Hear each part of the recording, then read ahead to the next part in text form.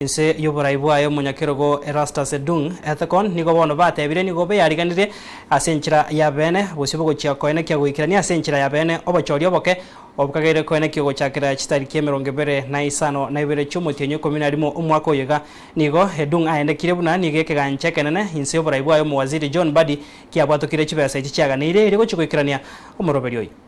We would like to assure the country and the citizens of this beautiful Republic of Kenya that all preparations are the top gear, and the resources that we were looking for in order to conduct successful by-elections are now available to us. Where there were shortages, we've had very candid and honest and fruitful discussions with our National Treasury, who have since then unlocked that, and therefore there's no reason whatsoever why we should not have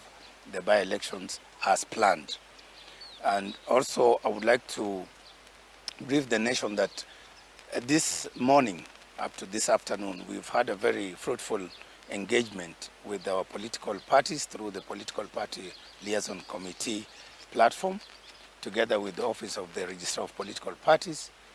and as a tripartite group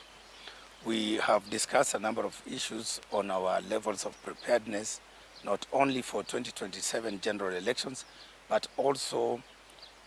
for the by-elections and the voter registration exercises and the campaign that we are launching next week, beginning on 29th